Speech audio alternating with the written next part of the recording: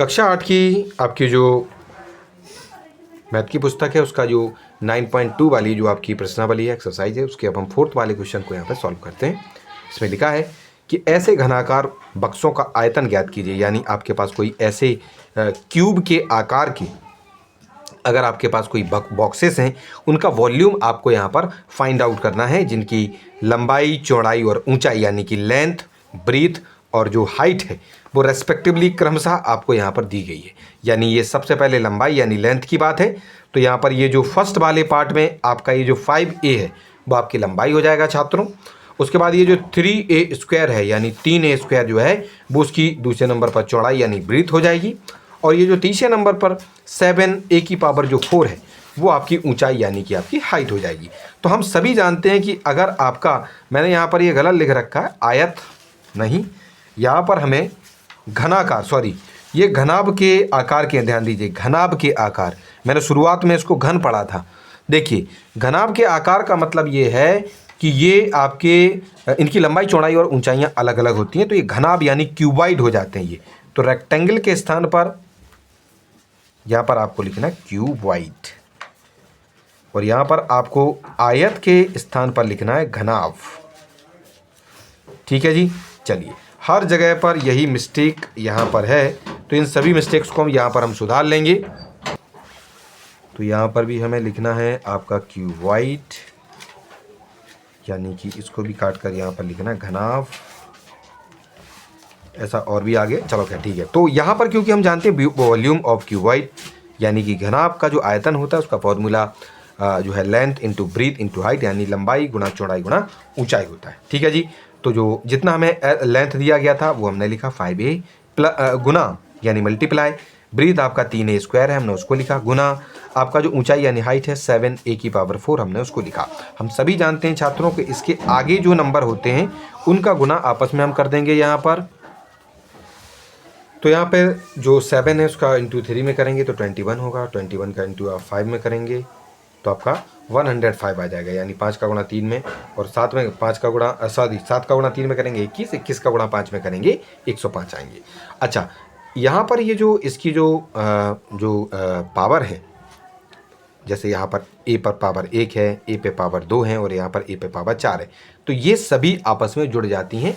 ये हमने अपना ये जो चैप्टर है 11 चैप्टर, उसमें ये सारी चीज़ें आपको सर्वसमताओं के हिसाब से वहाँ पर दी भी गई हैं। अगर गुणा में कोई चीज़ें होती हैं एक जैसी ही, तो उनकी जो पावर्स हैं वो आपस में जुड़ जाती हैं, तो इन्हें हम जोड़ देंगे। यहाँ पर a पर 1 पावर है और 2 है, तो कुल मिलाकर 3 हो गई, और 3 में अगर हम 4 जोड़ेंगे तो 7, तो यहाँ पर a पर जो पावर है वो आपकी यहाँ पर 7 हो जाती है।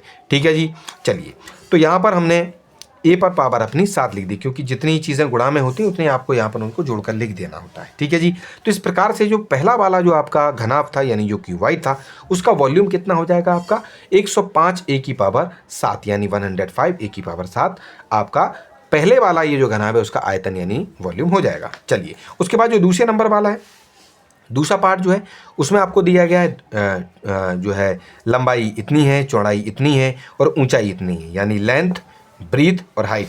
तो इन तीनों चीज़ों को आपको यहाँ पर लिख देना है बारी बारी से।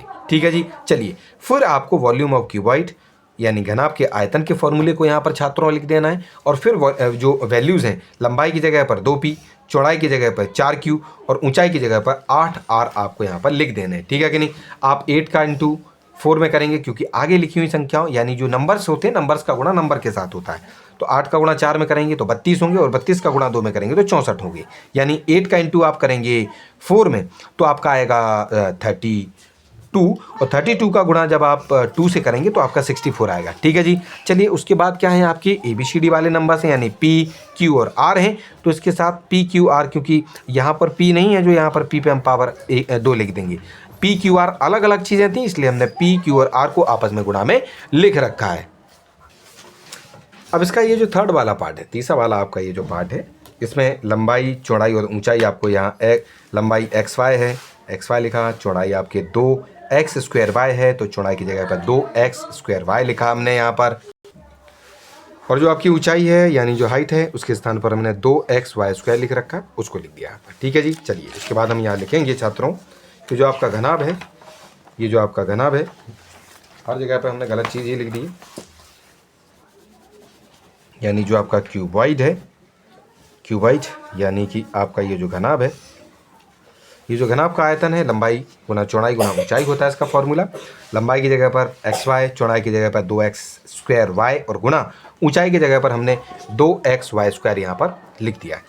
इनके आगे जो नंबर होते हैं उनका गुणा हम जैसे 2 का गुणा 2 के साथ करेंगे तो आपके 4 होंगे यानी 4 आएंगे, और 4 का गुणा इसके आगे 1 माना जाता है, 1 के साथ करेंगे तो आपका 4 का 4 ही आएगा, यानी 2 दूनी 4 और 4 में 1 से गुणा करेंगे तो 4 ही आएंगे, यानी 4 की जगह 4 ही आ जाएगा। ठीक है, अब x यहाँ पर है, x यहाँ पर भी है, x यहाँ पर भी है, तो कितने x हैं? 1 और 2 हैं तो 3, 3 और 1 4, तो x पर पावर 4 हो गए। y कितने हैं? 1y 2y, 2 1 और 1 2 हो गए, 2 यहाँ पर भी हैं तो कुल मिलाकर 4, तो y पे भी हमने पावर यहाँ पे 4 कर दी है। ठीक है कि नहीं? तो इस तरीके से इनको जोड़ दिया जाता है। तो आपके यहाँ पर जो आंसर होगा थर्ड वाले का वो 4x की पावर 4 और y पर भी पावर आपकी 4 हो जाएगी। ठीक है जी, चलिए अब इसका ये जो फोर्थ वाला है, इसका जो फोर्थ वाला पार्ट है ये आपको यहाँ पर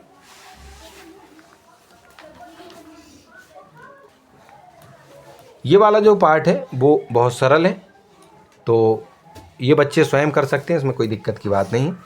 ठीक है जी, चलिए तो इस वाले को आपको स्वयं करके दिखाना है और अपने आंसर को चेक करना है।